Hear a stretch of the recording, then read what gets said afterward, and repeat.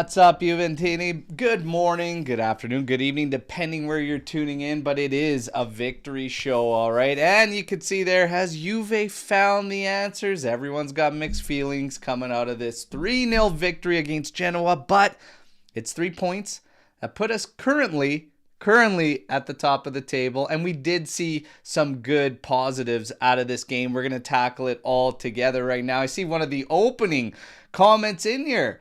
Mark 1, happy with the 3 points. Unhappy with the performance. All right, well, we'll get into it all, everybody. And to kick things off, I got my man Joe Cappuccino with me. How you doing, brother? And yes, everyone loves the goalkeeper kit, all right? So everybody's saying the epic keeper kit there. Joe, looking good, buddy. How you doing? Thank you. I didn't do anything to create this shirt, but yeah, I'm wearing it. I'm doing great, Al. It's good to be back on the show.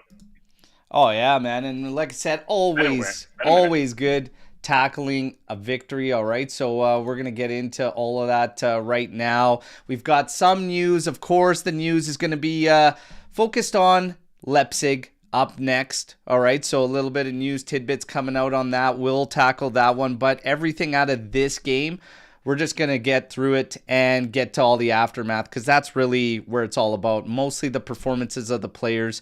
Motta, what he's trying to do to break this mold, so to speak, in terms of what we're going to be facing in like 90% of the matches in Serie A. And then some questions around who to go to in Wednesday's game, all right? And now we've got our third making it in here. Let's get him in here.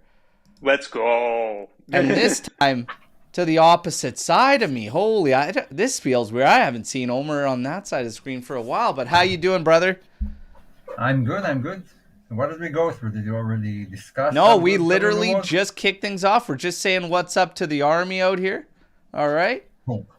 That's cool. Awesome. Hi, Army. Nice to see you. Yeah, we got Lucci in here. Buongiorno, Juventini. We got Juve Cornercast. Beautiful morning after an outstanding win yesterday. Yes, everybody's fired up. All right, so love to see it. We are going to get to everything right now, okay? So starting lineup, as it was thrown out there by Motta, we get no surprises from the guy. All right, so that kind of was one of the question marks we had. Was he just messing with the media, or did he literally lay all his cards out on the table the day before? Well, he wasn't messing with anybody, and he went exactly with what he told us we were going to get. So Perin in goal. You get Ruhi out there. You're going to have Kalulu, you're going to have Bremer, and you had Danilo out there as well. So question marks because Danilo was flipped on some graphics. He would have been as right back. Some he was at center back. And interesting enough, there was a switch with that in the game as well. So, yeah, when it came to that. In the middle, we had Fagioli and McKennie, and that one raised some question marks with some fans in the end. Didn't really matter a whole hell of a lot, but Douglas Luiz will be followed. Guess what? Surprise, surprise, Douglas Luiz still being talked about going into that game against Leipzig. We'll get there. Then you round things out with everyone up top. It was Gonzalez, it was Colt Miners, it was Yildiz, and it was Vlahovic. Overall, though, despite some of the question marks there, we were saying the same thing. That dreaded word in football, should be able to get the job done, more than enough there. So ultimately, we were good with it. We get to the highlights, and we're going to kick things off with the first half. And by the way, fans banned. Closed doors for this game. Felt like a glorified training session, okay? But, oh my God. We can't get used to that again after a season of it during the COVID. That was rough. But first half highlights, and then it ends. Second half highlights. Okay, pretty much. I mean, pretty much. Yeah, maybe a little bit exaggerated, but like close to 70% possession for Juve in the first half and 2 total attempts to walk away with it.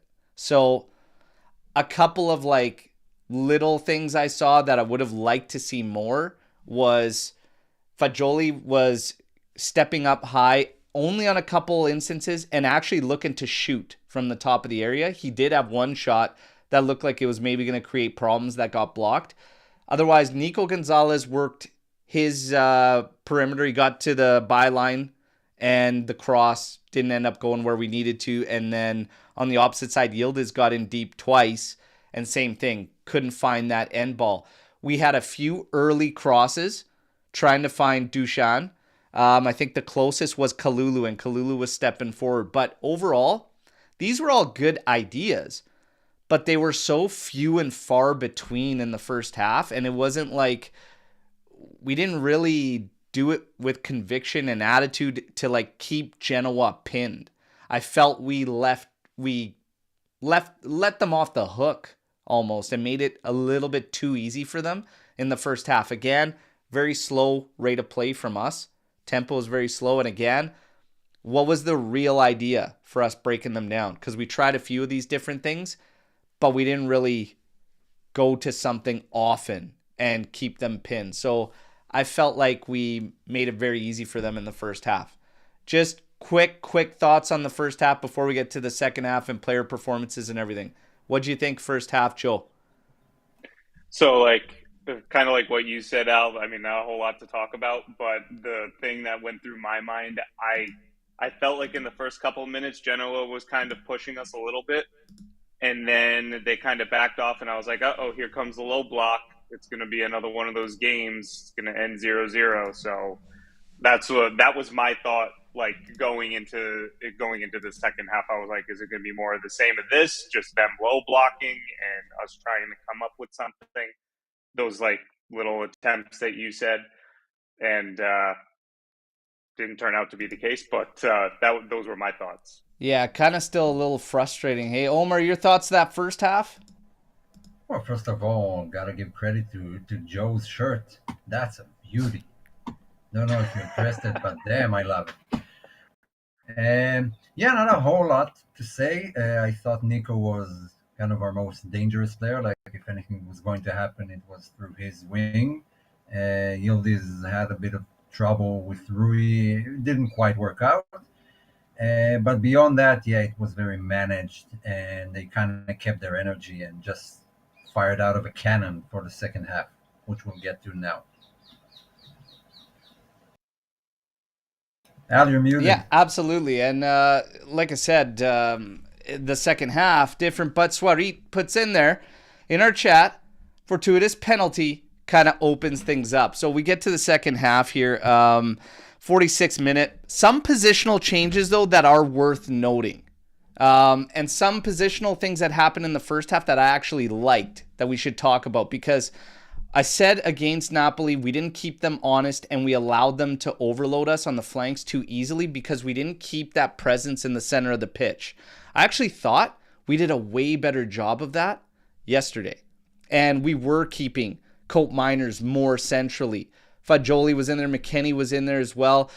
But McKennie actually did good at finding spaces in the first half. But then, one of the sacrifices you make with him, that technical ability, kind of comes into play, right? And that's where some of the shortcomings were in the first half, but he did very well at finding space and attacking it. But I like that we were doing that. In the second half, one of the things that adjusted, Cope Miners was a little bit deeper, trying to get on that ball a little bit more rather than keeping those mids very advanced and trying to break lines for them. They actually came back. We also saw Kalulu switch with Danilo, and Kalulu moved to the right back position, Danilo at the center back. These were good calls. We weren't being caused any damage by them as far as defensively goes. I love that move, and Kalulu needed to move up and help. Omer spot on with Rui. I said it looked like day one with his set of legs, almost like a deer on ice at times. Anytime he was on the ball, it looked like the most challenging thing in the world for him to just carry and keep pace with it. Hey, he's a young guy. He's the third next-gen player to make his debut. But I think in tight spaces is not the game for him. And just something that's a little bit more open would probably be better suited. The tight quarters, his touch is not at the level that it would require. And yes, it created issues for Yildiz. But I will mention that it was kind of our second string defense, aside from Bremer. Like Bremer and Kalulu maybe with the midfield, and still they did great. We didn't concede. They kept it locked up. Didn't allow too much to Genoa. So even with our second string defense, we can still manage. Yeah. It was And offensively where they were absolutely. And lacking. like I said, nobody's going to roast the kid or say No, he's out of the like he's whatever. Yeah. It just, I don't think that was a game to showcase kind of his abilities or anything like that. It was more a cover job. Cambiaso still came in late, but it is what it is. Second half, though, with those positional changes, we wanted to see if we could unlock, if we could find the answers. Well, 46th minute, we send a good switch field ball to Ruhi, of all players, and he heads it, trying to find Yildiz. There's a touch there from Yildiz. Coni de Vinter, uno di noi, sempre Juventino. Okay, thank you. We'll take it. Dusan Vlahovic steps up. And guys, I'm just going to say this. I can't stand slow run-ups. It felt like that PK took an hour for him to actually get to the ball and take it because it's just so nerve-wracking. But in the end, wonderfully taken PK by Vlahovic, and we needed it. 1-0. As expected, the game's going to open up. Okay? And it did. Genoa did try to get something, but they got hit pretty much immediately, all right? And 54th minute, again, positionally, Cope Miners coming back further now. A lot deeper in the midfield. We work it around the back, play it well out of the back. Must be said, that's been something that's been constant in all the games. We have been working it very well out of the back. One of the reasons I'm not hung up on ball playing CBs. Anyways, we get out of it. Cope Miners, this ball, that is precision pass. That is exactly why you bring a player of that caliber, of that magnitude in. This is what he needs to do. He broke this one wide open. That's a long, long pass. And he put that thing right on Vlahovic's foot in stride. Great touch from Vlahovic. Great finish from Vlahovic. He did his job. That's exactly what we need him to do. Do his job. But we're going to get to Vlahovic a little bit later because I have something that might be seen as controversial coming out of this game. Some people might rag on me, but I'm going to talk about it later. But that was a wonderful goal. Wonderful goal. The third, this Even guy better. came on like a lightning bolt, man. Conceição. And honestly, Luis looked good too when he came on. So we get some substitutions made. Mota ended up using all 5 of his substitutes. Dude, Chico came in and like a bat out of hell. We were in cruise control mode. That guy didn't care.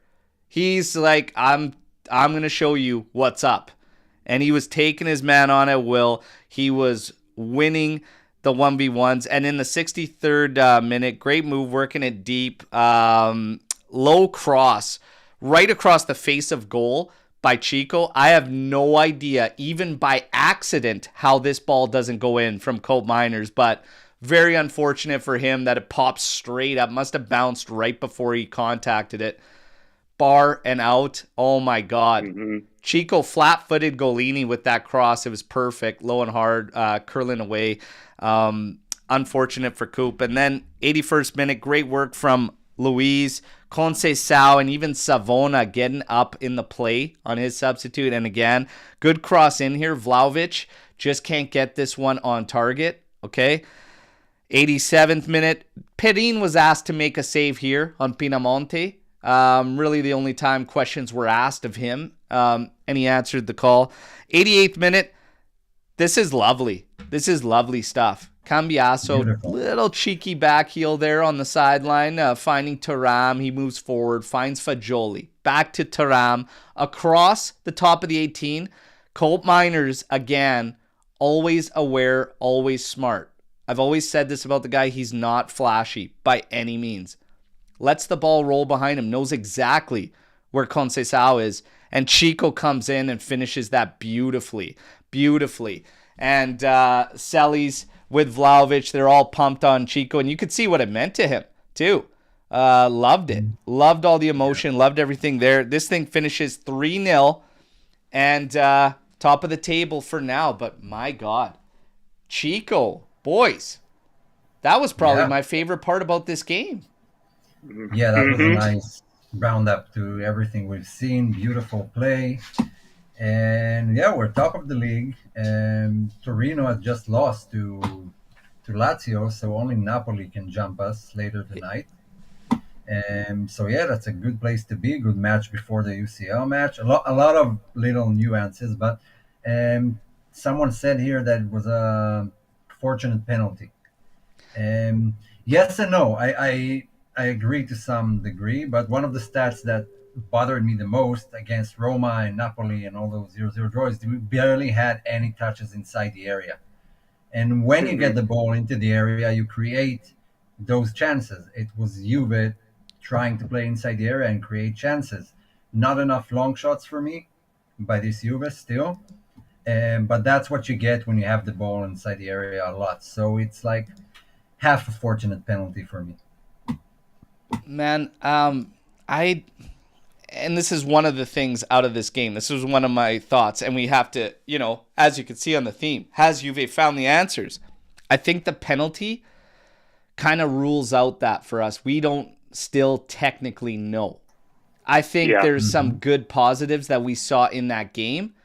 In the second half, though, it got taken away immediately to see if we can still figure it out. So I'm still left wondering a few things because personnel is one thing, and I do think a guy like Conceição makes it a lot more challenging. I do see the positives, like I said before, positional changes, keeping the midfield almost a little bit more flat, but making sure that they're central. I still want to see us getting in the shooting lanes, finding the trailing runs, and then striking and having shots and really peppering the defense and keeping them pinned. We Mhm. had opportunities to keep Genoa really pinned and press them. We're very quick to back out and recycle and then kind of build up again. There's some things we got to work on. I think that this game, that PK kind of took that away from us, whether we know. And I asked this question at the end of the match on the watch along. Are you more confident or the exact same for the next time we face the bus, which is probably going to be against Cagliari, the next match after Leipzig? Are you any more confident against the bus after this game? Yes. Okay? And how come? Because we can see they're starting to gel. Like the chemistry between the players gets better and better every game. And I mean, yeah, we expected Juve to come, just hot blazing right out of the gate, but it will take some time. But I do see signs of it starting to work out and pin them back, and the game looks a bit more managed. Coop seems to find his fit a bit more and understand the movements. It's still going to be tough. It's tough for everyone. It's not an easy thing to face for any team. I have yet to see a team that breaks it up easily. The low block. That penalty could have come in the third minute, and the game would have looked entirely different. But yeah, I'm seeing some improvement with the chemistry of the players, of the new guys. Okay. And Joe, are you more confident or the same? No, I'm definitely in Omer's camp here. I am definitely more confident. It seems like like he said, they're growing every single game, and I mean I can see it. But I also agree with what you're saying, Al. It's like that PK kind of took a lot of the pressure off of us. I think to kind of really go for it. And like you said, after that PK, the game really opened up. And we've seen before that we don't really have it's the low block, it's the teams that are going to sit back that we really have the issues with breaking down. It's when the games are open that we don't really seem to have the same sorts of issues. So Yeah. I'm more encouraged than I am anything else going into the UCL and going into Cagliari. Like I think the team is finally gelling a little bit more. Is it going to be perfect? No. We'll probably see still some of the same sorts of things that Yeah. we complained about in the first half, but it's I definitely encouraging.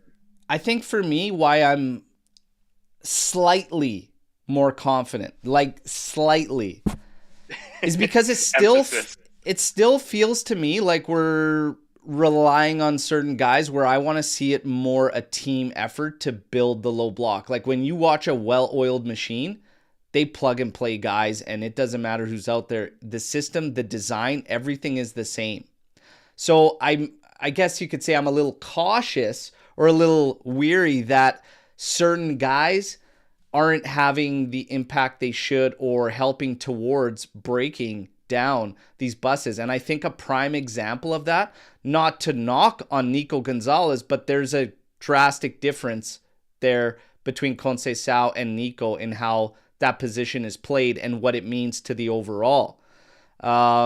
Chico, again, certain decisions, it's the cheap dispossession, and he's not the only one faulty of it.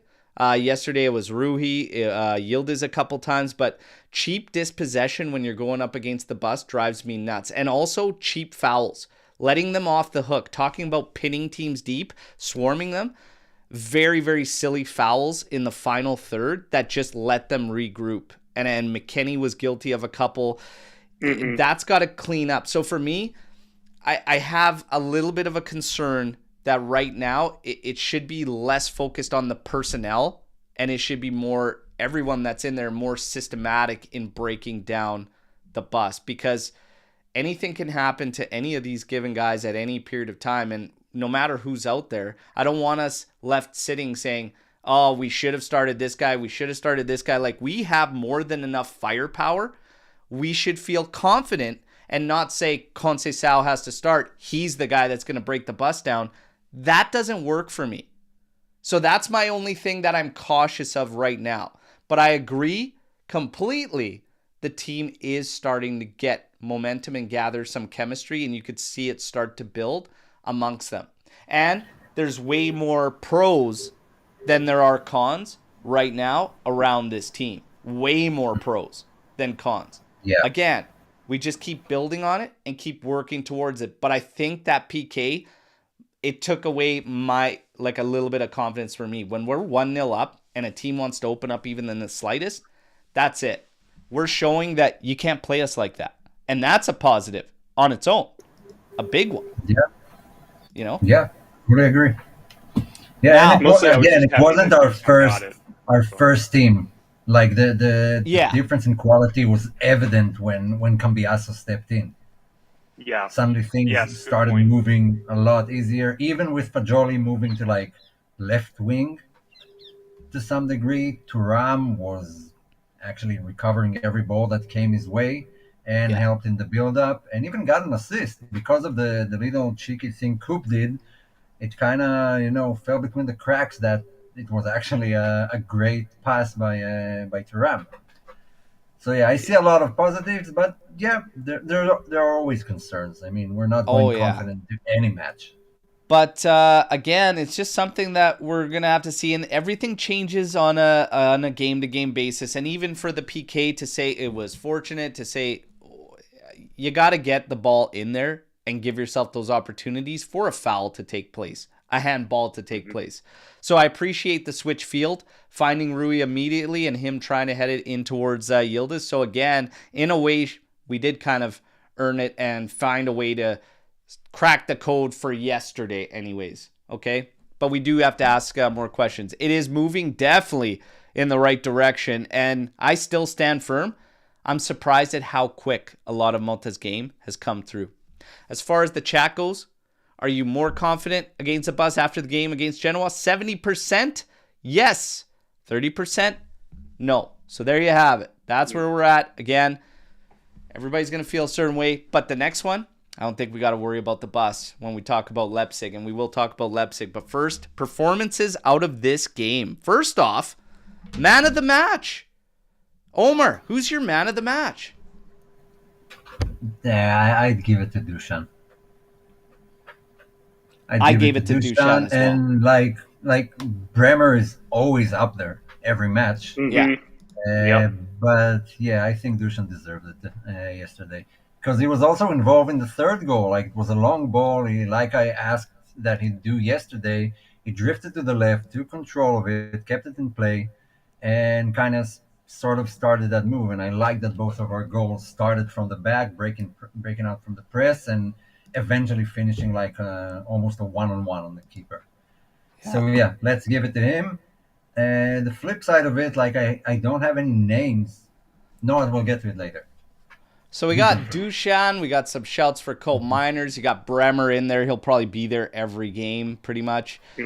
Chico shouts Kalulu. And we got a Fajoli coming in from Sev. Giuseppe. It's got to be Dusan. It's got to be Dusan, eh? He looked good. He looked good. Once he got the monkey off his back, he looked good. There's, again, I don't disagree with anybody that's been put forward by the chat on the list. For me, I said it yesterday, like, it's even, and this is where it's funny with me with Dusan, okay? He is my man of the match for yesterday. He did his job, okay? He finished chances he had. Yeah, he missed a chance that some others want to see him, but no, he played his game yesterday. But I think yesterday actually highlighted like both sides, both ends of his game, the bad and the good. I think it actually showcased everything because he was losing battles with Bani and Vasquez, physical battles. This has been one of my criticisms of him, being strong. You're a big guy, okay? You're well built, like impose yourself, and he was still coming up short in battles I need to see him win. So I think yesterday showcased the good and the bad. Like when he's on, like he had a free kick that was decent, a very good free kick. So he's still dangerous on the set pieces. His second goal was fantastic. One touch, boom, into the far corner. Beautiful goal. Steps up, hits the PK for us. He's silencing the critics on the second goal there and whatnot. But honestly, forget about that, Dusan. Like, you got to do this consistently, man. But I think it showcased the limitations, the shortcomings in his game, and also showcased the strengths in his game. So for me, with Vlahovic moving forward, it's going to be about Malta more than it is Vlahovic, and it's going to be about the team because we have to limit where his shortcomings are in the game and maximize where his strengths are. And I think we saw it on full display. If you're losing physical battles to Bani and Vasquez and making it look very difficult, for me, the key, and we saw it in this game, is him head forward towards goal. Had a couple early crosses that we tried to find him on. He didn't have success there. And our cross quality, again, is something that is bothering me, needs to pick up. But he is clear. It's clear as day. Like, he needs to be running and moving towards goal, and we need to find him on early passes and plays. It's clear as day. Well, that's the tricky part. Yeah, that's the tricky part. Because when you're playing against a low block, exactly, you rarely get that space. You get that you don't get that exactly. Space. But there was several instances where even Colt Miners had the chance to have that early ball in, and we're second guessing it. And again, what's our idea? What is our plan? Because if you're going to go in and you want to hit the early crosses, you want to try and hit that. And we did have bodies in there. McKennie was in there. Vlahovic was in there. Yildiz was in there at back post. And Gonzalez vice versa when it switches sides. If that's going to be the game plan, then you have to do it. And you can't rest off that. If you let the defense set, you're screwed. But Vlahovic, clear as day, he's got to be on the move. When he's slowed down or standing still, like, it's a problem. So that's all I'm saying is I think yesterday showcased the strong and the weak in his games, right? I think the weaknesses and the strengths came out, and now we know. But that's very difficult. You're 100% right, both of you.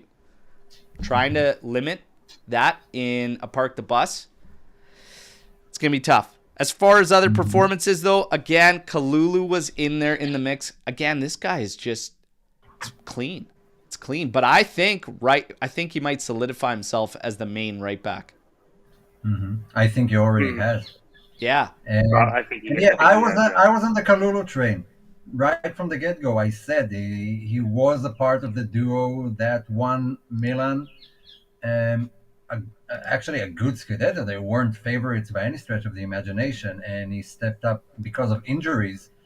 And he played with Pioli, which kind of plays similar to how Mota plays, so it was an easy integration. Feels like it. And people were angry with me when I said it, but I do see flashes of what I saw from senior Thuram senior when he was younger at Parma, not prime Thuram playing for Juve. But his demeanor, the way he plays, he barely needs to make any slide tackles. He's always in position. He had one great tackle where he literally in the first half where he took the ball out of the attacker's feet. Don't remember who it was, but like in a last attempt before a shot from inside the area. He's just After an error, though, yeah, like he yeah, got, yeah, he misplayed that positionally, but he recovered very, very well. Yeah, yeah. yeah. So Kalulu's I'm been impressed. Kalulu's been solid.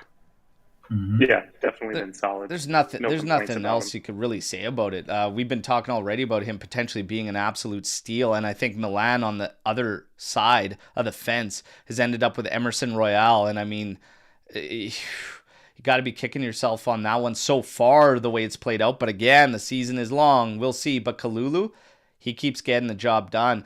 Fagioli. What you guys think of Fagioli's, man? I thought he had a solid game in there yesterday. Just so clean, so smooth, and a, I just agree. a man. What a pendulum he was in there for us. Yeah. Incredible. Yeah, I just didn't. I was like, this is not our starting um, midfield, but it certainly didn't feel that way, if that makes sense. Like, it still felt like everything was going smoothly with, Fagioli in there. I didn't. He had a really solid game. Yeah, and we said this like a bunch. Like I said it anyways, because everyone's like, "Oh, he's got to be better." He did have to be better. His start was poor, but I said this is like the story of him year in, year out. He starts so slow, like so slow. He Mhm. was getting surpassed by Moretti on Allegri's lineups like last season. Everybody's like, what? Well, he wasn't doing it. He's like a notorious slow starter, but that's the Fagioli we like to see because we know he can do it. There were some, I still think, and you guys let me know if you're with me or not, but there's still more there. And I feel like at times I'm watching this guy play and he's almost just trying not to make any mistakes, that he's like limiting himself almost, because we've all seen it on the training ground and everything, what he can do in and around the top of the area there.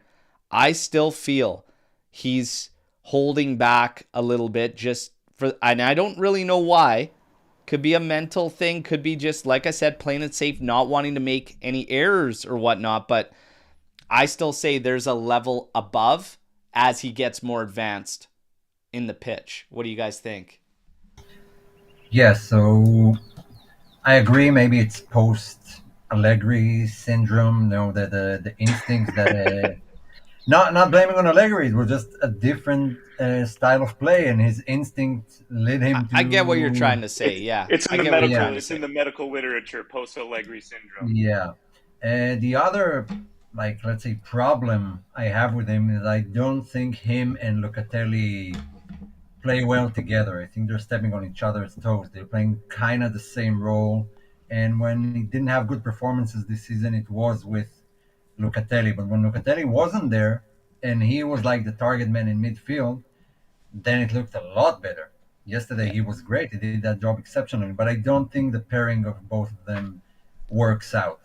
They need yeah, someone different because they play the exact same role. yeah. I would agree.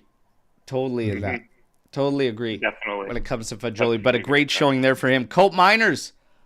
Saw mixed reviews on Cope Miners and his performance.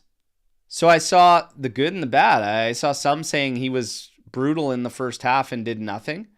And then I saw, better second half from him, but still grossly unimpressed with Colt Miners.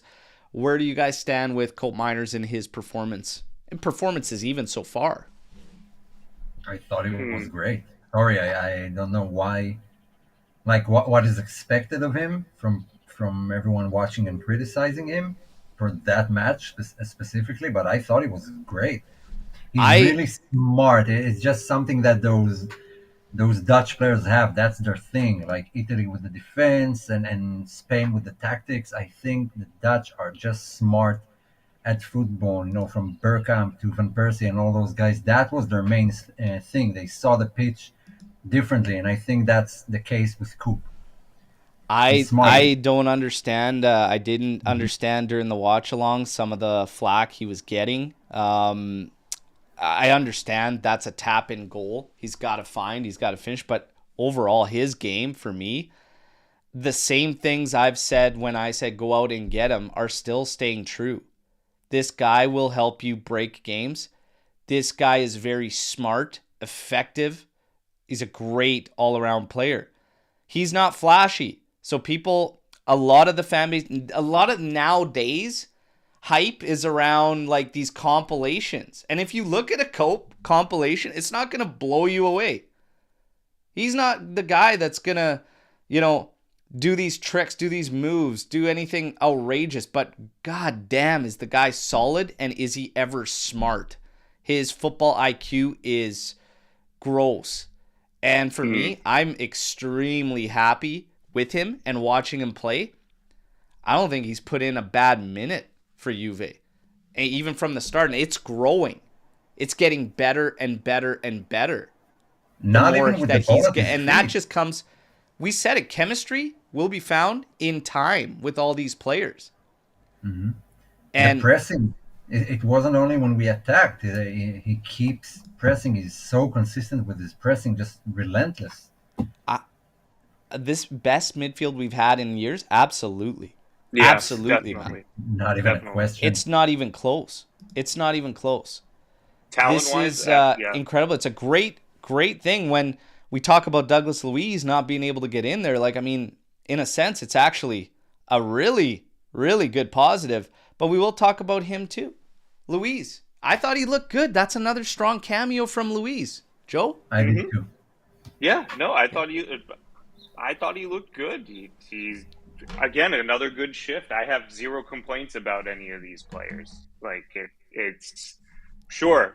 I think that we've said it on this show before. It's just like stuff is still gelling. Like, of course, there's going to be little mistakes here and there. Nobody's going to be perfect, but like zero complaints with Luiz. Like, he had another good cameo. Yeah, another good cameo. And now we get to the question, and obviously Chico, we don't need to talk about Chico. He's absolutely electric. He showed it, he put it on display, and now we got some questions going into Leipzig. But first, before we get into that, we do have some other storylines around this game. Danilo hit 200 appearances for Juventus. So yes, absolutely. Okay. Props to Danilo. We talked about, it came up on yesterday's preview show, most underappreciated players at Juve currently. Danilo was mentioned. He was one of the names put forward there.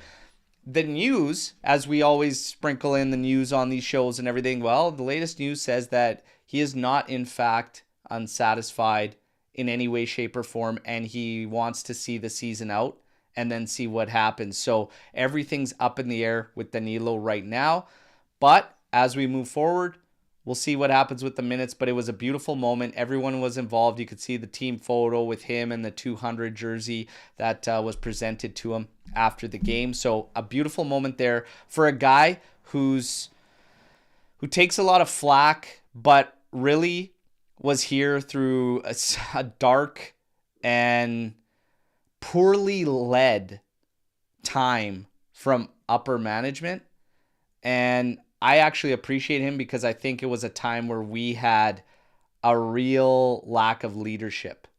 When the last guys left, all the guys that were supposed to be leaders, we talked about this a lot, or they weren't actual leaders, but I saw Danilo as one that actually represented the closest depiction of a leader we had at this squad for the past few seasons. It wasn't Szczesny for me.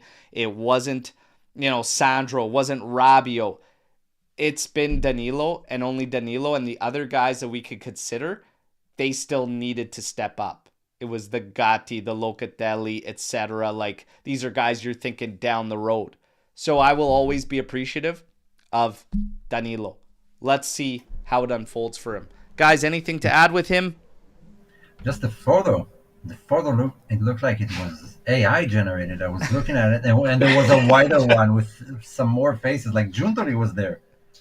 I mean, the wider photo, Juntoli is there with them taking a fight. I'm looking at, is this Juve? Where are all these guys? Like, that's from Fiorentina, Milan, Atalanta, Juntoli, Mota. It was weird. Weird, positively weird. Yeah. Like, I'm still wrapping my head around that team. I hear that's funny. One of the things in the game, it said, what about the red card missed? I actually don't think that was a red card. I don't think that was a red card for the stomp on Gonzalez. He got ball first. It wasn't terribly high, and it's an unfortunate thing. I think it would have been a harsh red, even if it was on ours, if the foot was on the other shoe. You know what I mean? Yeah. Guys, did you think it was a red? No, he had control of the ball. No. He was passing, No. and Nico shoved his foot in and got stuck. It looks on, bad. But it wasn't intentional. It wasn't a tackle that led to it. But what about the McKennie incident? Yeah, so McKennie, and we got George coming here. That's a penalty on McKennie. I think that's a weak penalty. I got mixed feelings on this one because the players got the right to that space, and he's kind of there. I don't see him. I see him as running to get to that position, but I don't see him as running through McKennie. Like, so for me, it's no pen and it's no red. That's just me. Yeah, I agree. I don't think Juve were harshly done by in those instances. Yeah. I think that those were the right calls. Agreed. Yeah. Yeah. So there we go. Now we go on. Out of all this thing with players, okay, because we are going to get to Leipzig. And guys, don't waste any time with your Storm the Barn questions. You could fire it through. We've got an early one that we are going to be pulling up. That came in from Swarit. Right, flop of the match. Did you have one? Well, Rui, but you know, I don't want to get too crazy on him. But he would have been the only one for me that was almost at a point of non-serviceable because defensively we didn't need any real help there, and offensively is where we needed the most help, and that's where he was falling short the most. So for me, it would have been Rui. How many people would I annoy if I'd say Yildiz? Lots. Do it. A lot, yeah. Yeah, I didn't think he had a good game. I didn't think he had a good game. Maybe the pairing with Rui didn't help him. It definitely didn't help him. Yeah, but it was kind of out of it. Everything he tried didn't work out. Yeah, got the penalty, but like we said, it's like half fortunate. Yeah, I thought he was like the least impressive out of the bunch. I will say this for Yildiz, though. Again, going to the second half, just moving him ever so slightly more central made a big difference for him. Yep. And I don't know if anybody else caught that, but just that slight adjustment where Rui stuck more to the sideline and Yildiz just come in a little bit more. So still left side, but more central. He looked completely different. And there was a new element there for him because he had more space to either go left or make that move and connect a little bit easier with either Vlahovic or a Coat Miners, etc., getting him away from that wing. It was something interesting to watch. I'd like to see more of it, but I think Yildiz situationally, I always said this still has some work to go there, but Rui would have been my flop. Joe, who would have been your flop? Young guys. I mean, yeah, young guys. I don't want to harp on him either, but it would be Rui. All the complaints that Al's gone. All the complaints that I would have had came from his side, and he's a young kid. He's still finding his feet. This was his debut match. It's just like he probably had all these nerves, so you got to give him the benefit of the doubt. But yeah, sure, he was probably the least impressive of the bunch. But it's not harsh. Like it wasn't awful. Just out of the bunch. And this is the thing. He wasn't awful.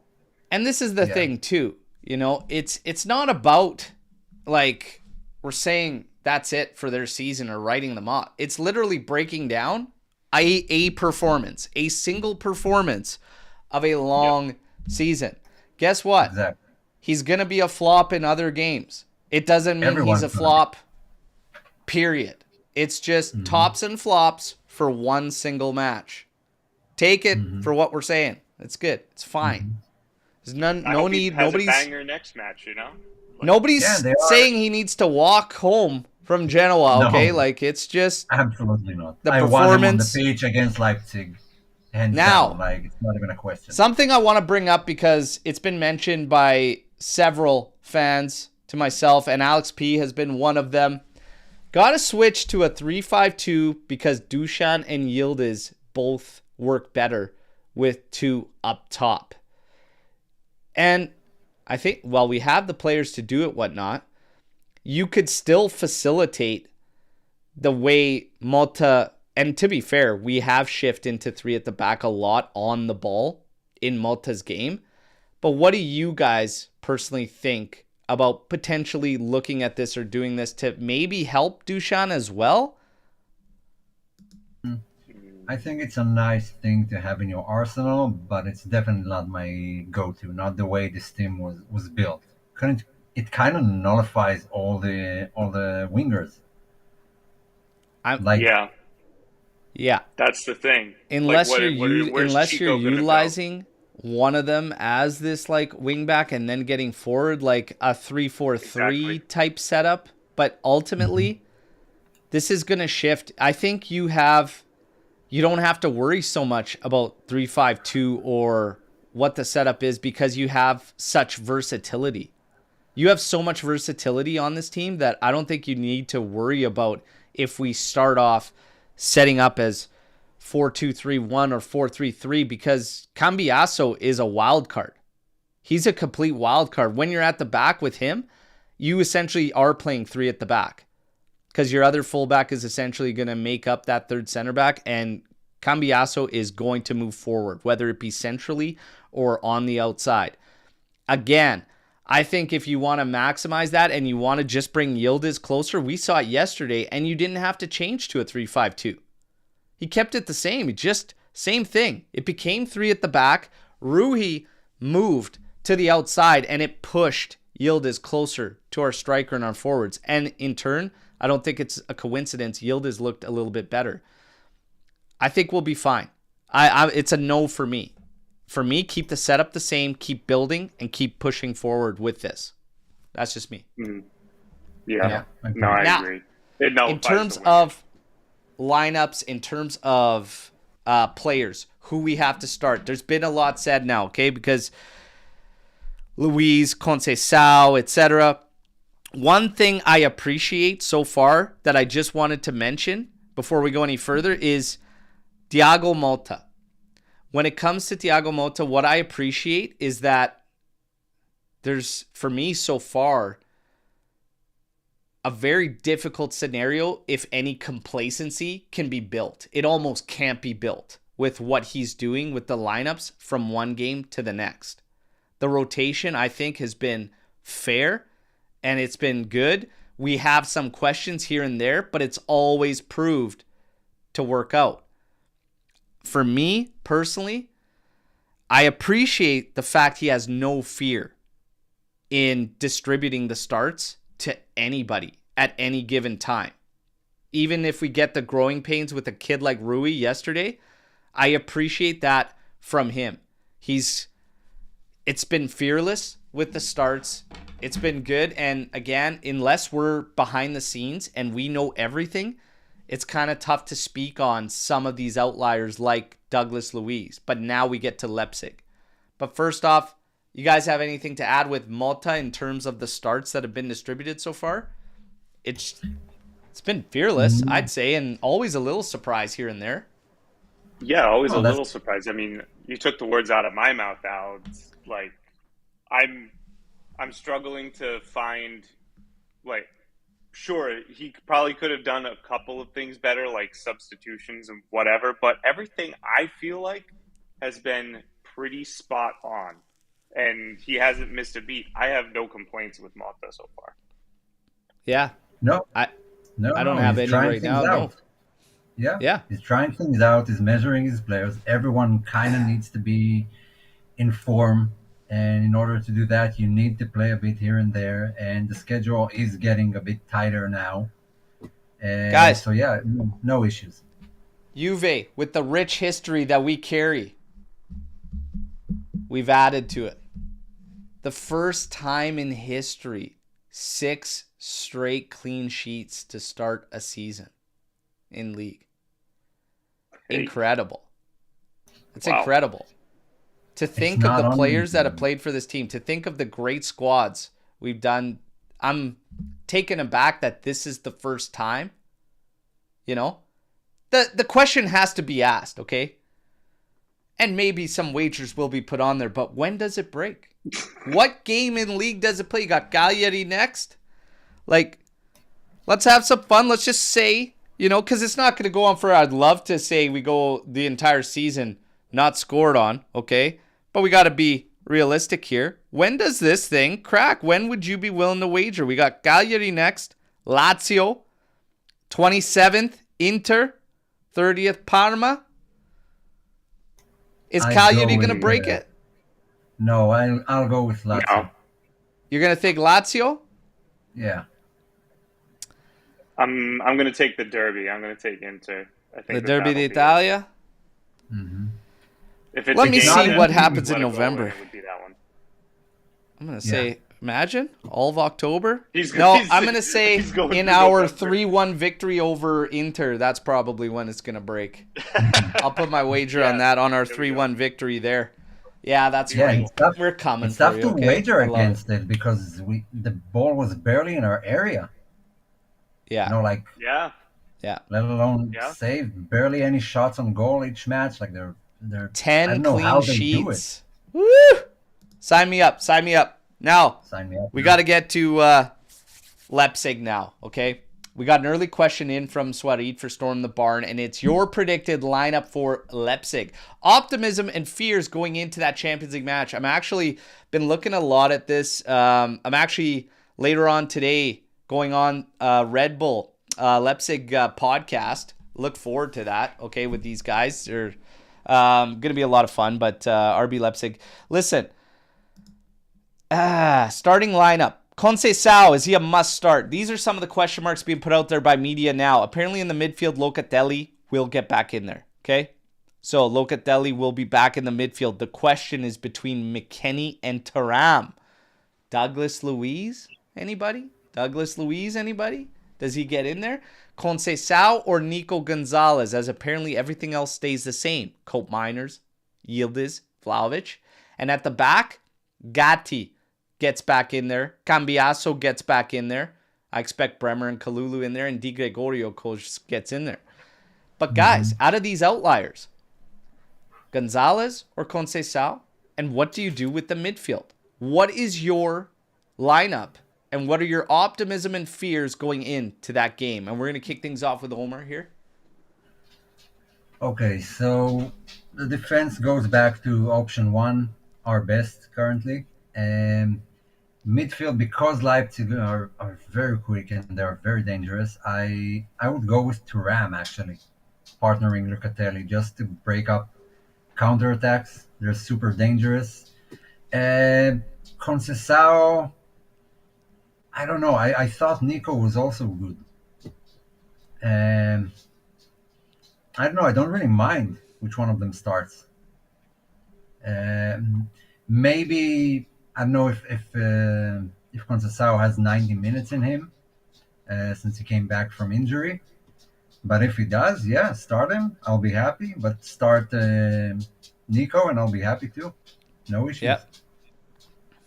Now, Joe, on those outlying players, what will you do in the midfield? Would you choose Thuram like Omer did? And up top, would you pick Chico? I really like the Thuram idea. Now that that Omer mentioned it, the thing is that does he have a full game in him, or would we sub him out? We'd probably get subbed for Luiz at some point, but I would start Nico over Chico, just because. And someone in the comments mentioned it. Chico is devastating coming off the bench. Like, if the opposition has tired legs, he's the guy who's going to absolutely like run circles around them. So I'd rather have that impact, afterwards rather than from the very beginning. Yeah. I think that's a better use of Chico. Yeah. For me, like, my lineup is pretty much set. Di Gregorio, Kalulu, Gatti, Bremer, Cambiaso, Locatelli. I'd go Thuram personally. I know a lot of people want to see Luiz in there, but I would like Leipzig is fast.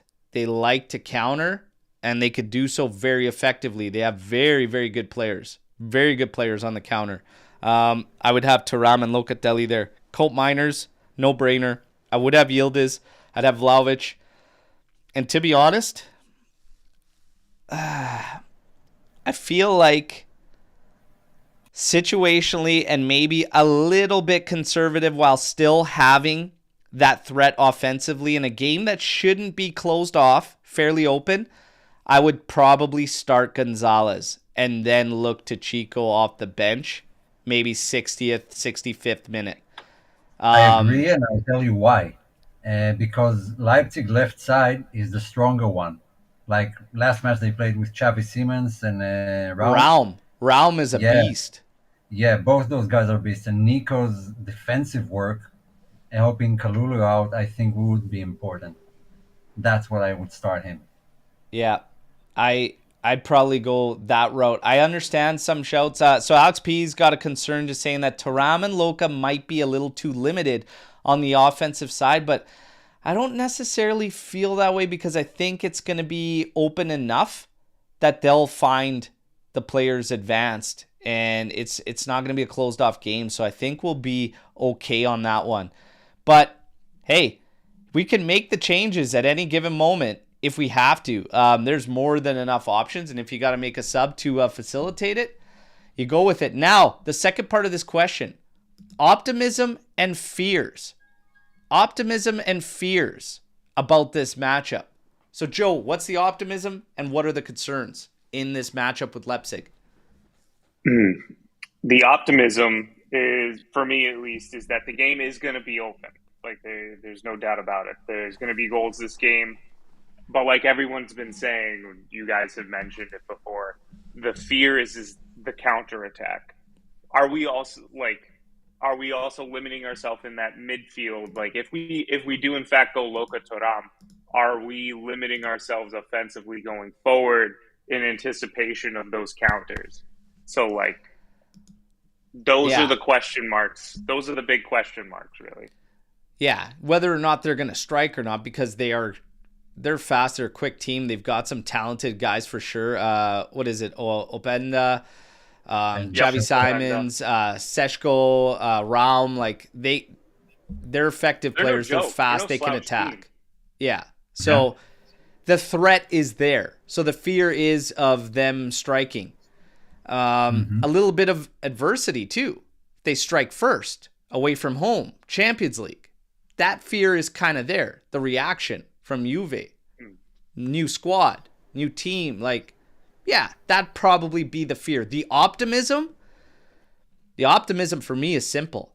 There's a lot of talent on our team, and playing open, I think we will definitely cause damage. And it's apparent this early in the season, if you play us that way, we will hurt you. We will hurt you. We will ask questions, and playing open is no problem for us.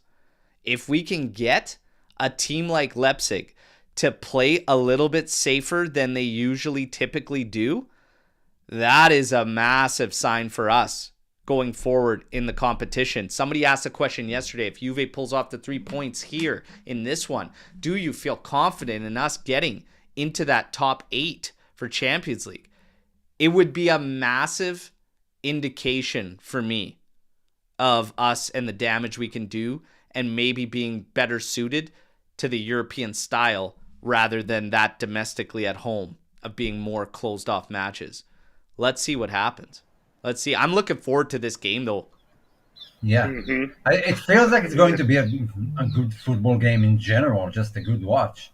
And But we got to remember that it's still a team from pot one, which we're playing away. They're no slouch. Like No. we don't need any superiority complex and feel we're better. They're not going to lock it down. They're at home. They're going to play very offensively, like they usually play, Yeah. and they're not unbeaten.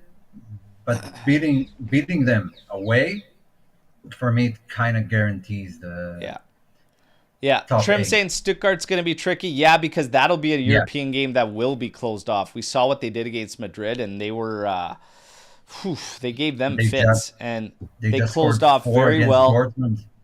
But they hit very, very strongly as well too. So there's no gimmies really. You can't look by anybody really, and you got to get the job done. But we've got an early prediction here. Renato saying 4-1 on the early prediction. I don't know if Juve takes Wow. Leipzig 4-1. I could see a 2-1 for Juve though. I could see a 2-1 for Juve in that game. Maybe Yep. it's 4-1 Leipzig. And I would absolutely take it. What? Maybe it's 4-1 Leipzig. Maybe it's that's what 4-1 it is. Leipzig because if you did it that way, they are at home, so they would be the first Yeah. score. I would like to think, we're not thinking we're going to get blasted 4-1 because I don't see that happening. Yeah. If the penalty doesn't come, and everybody reminder, get the Storm the Barn questions in. Also, take a second, like the video. We got a ton of you in here with us, okay? Help the algorithm out. Let's get that. And we've got a kit. We got the kit going away today. Guys, it's giveaway time. It's giveaway Didn't time. know about that. The 96. What are we doing? Ooh, Beautiful kit. This bad boy goes out. Goes out Look at that. today. In a bit, all right? But get those likes up. Let's go. So, Pierre says, if the penalty doesn't come, do we win the match? Fellas? well, we kind of discussed it, kinda but did. yeah, I think we do. I think I'd I'd we like do to in the still match believe that we regardless. do, but again, yeah, it's a fair question because we wanted to see it without that penalty. If we can actually crack it, get the job done, that question still lingers in the mind of many, many fans. But for now, hey, we take it and we move and we see what comes from it. All right. Now, in terms of Storm the Barn, do you guys have anything? We've got another one coming in here from Dells that we're going to get to. But do you guys have anything? Let me think about it. Okay, you can think about it. Let's No. fire up Dells. If we concede first, do you think Mota would throw caution to the wind or stay balanced? I think it stay balanced. That's the thing about Mota. The way he plays is so balanced. I even said it here on the pod about his Bologna team. Like they're always balanced. They're never too defensive, never too offensive, and I don't think he will change it. Like there's not a lot on the line Yeah. that you need to go into that mode. I'm trying to think because there was one instance where I think it might have been against Roma when we were going into it was still tied, and I remember he was subbing on attackers, and I was like, that's not something that I was accustomed to. I was accustomed to us shutting up shop and just getting on with the draw. So that's why I'm a little bit more inclined to say caution to the wind. But I think overall, I would think that Mota would probably stay balanced. Yeah, I would think it's it depends. Do we concede first 20 to 30 minutes in, or do we concede first 70th minute? It depends on the game and how it goes. If it's later on, I think you'll see a very aggressive pushback immediately. I think if it's 20 to 30, you might see a little bit more of a balanced approach and more patient type of look. And also, that's kind of one of the things with me in the first half of football against these closed off teams, like yesterday. Way too patient, way too calm in the first half. Get after it immediately. Pin them and score. I think we let teams off the hook too easily, and that's kind of my thing. So to Dell's question, I think it depends on when if we concede first, what the reaction would be. But I am inclined to say it remains more balanced. So we'll see. And there's more Storm the Barns coming in here. Joel coming in from Trinidad. What is up? Thank you for all the support, all right? Everybody that's in here. Love the AJC Army, all right? Now, George, how far, in terms of players, you guys think we are from the elite of the elite? Madrid, City, Liverpool, etc. Well, that's a tough one because a lot of our guys are kind of young. In terms of players, we have a very young squad. In terms of players, it's very, very far apart. Very far apart from Madrid, City. In terms of Juve in general and getting to that point, we're doing what we kind of always used to. And that's, find guys that are in our means and trying to build a team that has the attitude and whatever to go up against this.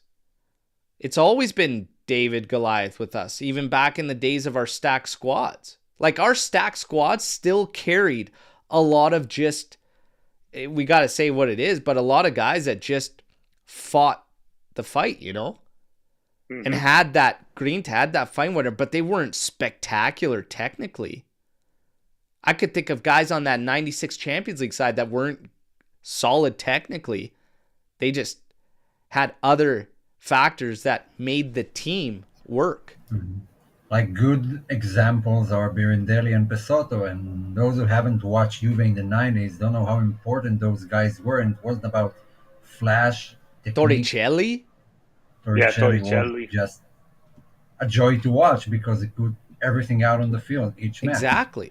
It wasn't like, we've always kind of been that team, and like, we can get a big signing, we can get one of those guys, but the rest of your team's got to be filled out with some guys that have some sacrifice, some limitations in their play. That's going to be the thing. I don't know if Juve ever gets to the point financially where we're in that mix unless something changes drastically.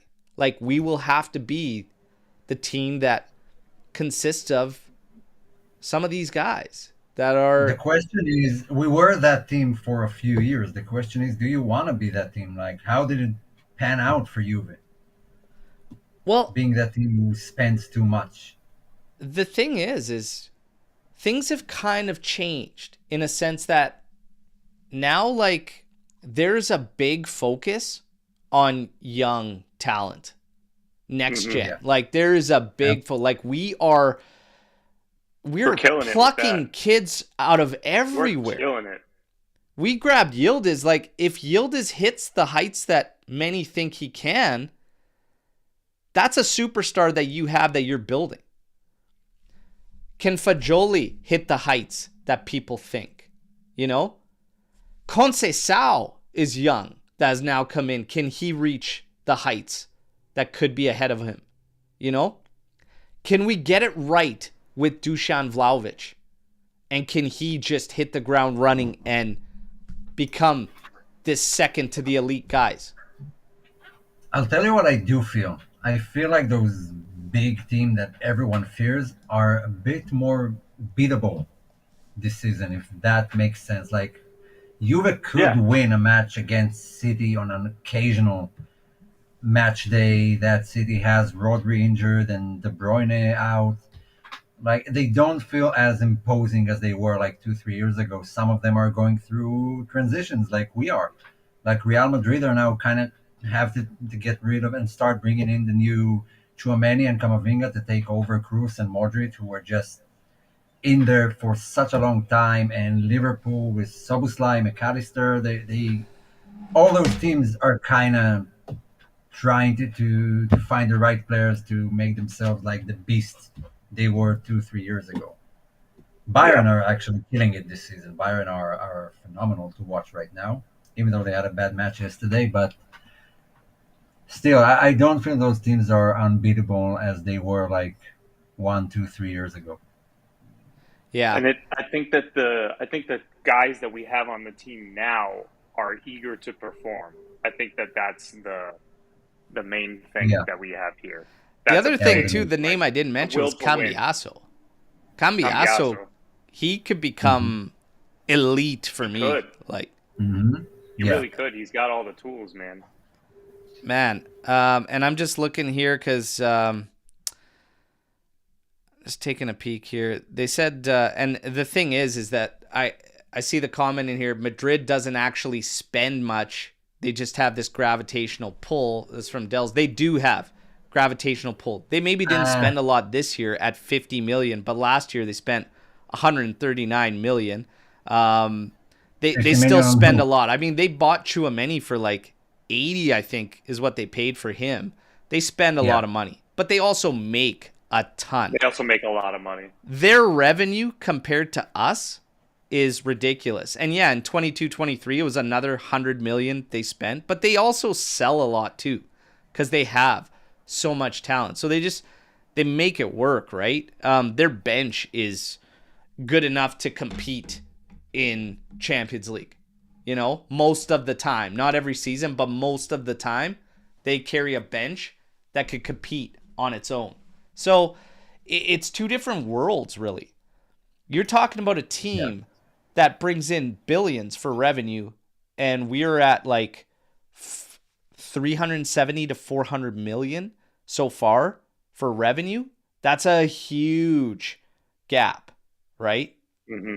And on top of it, the history, the gravitational pull, the story, everybody has that draw and allure. But honestly, I love kind of our thing. And we've been saying this for a while, is that we lost sight. We had our focus on chasing those guys, trying to be those guys. And that's where it all started to go wrong for us. When we lost our focus, we lost what was making Juve. And for me, that's that fight. That's that grinta. That's the guy. Honestly, a representation of that is a guy like Gatti. He is a representation of that. A guy that many will just not think twice about, but he comes in, he fights, gives you everything he has and whatever he can to help the cause. Like guys like that, unsung type of heroes, we always had those in the lineup. And the guys that you didn't want to face if you were an opponent. That's what I want to see out of Juve. We need some of those guys. We need guys like that. And we need to mix it. We need to find our blend. But putting us with the big ticket spenders and all the money, I don't think that's ever going to really be us. And I'm fine with that. I don't want to be plastic like PSG. There's no soul to that club. You know? No, I agree. Yeah, but Madrid are spending like. Oh yeah, they're spending. They're spending. It's fine. They have the money. Like when they didn't spend a whole lot on Modric and Kroos, they did pay 100 million for Bale and 94 for Ronaldo. Like if they don't spend here, they spend somewhere else. It's not as blatant as Man City or Paris, but still, they spend. Yeah. Now, Storm the Barn, sorry, top 6 teams in Europe as of today from what you have seen so far. Fellas? Okay. So Barca, you go first, although they Omer. lost yesterday, are having a good season so far. Tons of goals. And Bayern, obviously. City. I don't know if I would put Liverpool there just yet. Possibly Inter. And yeah, how many did I give? We got 5? Bayern, City, Liverpool, Inter. Madrid's going to be in there. Madrid and gonna be in Barca, there. yeah. Madrid, Barca, Bayern, City. Who else did you have? Those are the tops. Those are the top 6. That's right 4. You're going to put Inter in there in the top 6? there. I think I would. To be completely fair, yeah. Yeah, I think I would. Like don't make any mistakes. It's really Take it hard with a for me pinch to of say salt. it, but still, I mean they are a good team. I'd probably put Poole in there. As much as it pains me, take your pick, Pool or Inter. God, it pains me for both. Ugh, gross. And let's round it out with Juve. Fuck it. Let's go. Can't say Let's no go. to that. We'll show it. We'll show it. In what year did we last have an elite of the elite squad? 16, 17. That's what I was going to say. 15, Yeah. 16, 16, 17. Yeah. But going back to the point, if we're going to tie this into elite of the elite, Pogba, if you're going 15, 16, come out of nowhere. 800K signing. I would Vidal, actually say 14, Vidal 15. was like another when he came. You're still building, right? Like we didn't go out and do it that way and like buy necessarily. You're hitting on guys that are these low expenditures that hit it. You know? I think if we're going elite, like true elite, all right, 0405 probably was like elite. Yeah. Mm-hmm. And Crapello. Just 05, 06 before Calciopoli. Yeah. Wanted to run through the lineup real quick. Exactly. That's like that was for me probably where we were for elite of elite. Thuram, Cannavaro, Chiellini, a youngster, and Nedved, Emerson, Vieira, Camoranesi, Zlatan, Trezeguet, Del Piero. That's elite. That was a squad. That's elite of the elite. That for me is the last time that we had elite of the elite, and again we've had elite players since then, but across the board, that team for me, 0405, 05, 06, insane. On paper, that team was just ridiculous. That's insane. And again, Crapello, thank you for that. Someone pointed out Couldn't even manage Ronaldo's shit. first season with us. Even I could've Ronaldo's coached that first season, team. we had a good team. I disagree with Ronaldo's first season. Yeah. I don't know why. I think Khedira was a bit older and injured a lot. I don't think Bernardeschi was ever like a top player, and he played a lot in that season. And not to the levels of like 16, 17. Oh, not to that level, but it was a good team. It was a good team. It was a good team, just not. I wouldn't call them elite of the elite. Not elite. Not We elite got elite. outplayed by Ajax. Like elite teams don't get outplayed in 2 matches that way. Yeah. But I'd have to go back to that team. Now, George, putting us on the spot. Do we win a Champions League in the next 10 years? Yes. I'm thinking we do. I'm going to say it. Mm-hmm. You guys know me. Yes. I mean, shit. I got it in safekeepings for us, lads. Of course we're going to win it. I'm just waiting. We have to, because Anthony is going to be 108, I believe. And we got to do that in the next 10 years. Ant's going to be what? Skanga's going to be 100 years old? He's going to be 108 years old. Yeah. Got to. Buddy, he's already past 100. He's going to be 108, still dyeing that beard and hair jet black, just waiting for that Champions League. To say I still didn't have any grays when we won it the next time. Walking with canes. Yeah. That's funny. That's good stuff.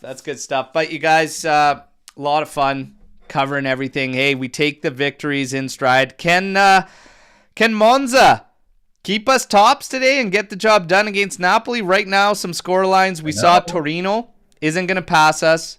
They were beat by Lazio. You've got score lines right now. Venezia 1-0 up on Roma. 52nd minute there. Como and Verona 1-1. And like I said, later on today, Napoli and Monza. Can Monza do it? Keep us top? They did. They did draw Inter like a week ago. They can do it. They can.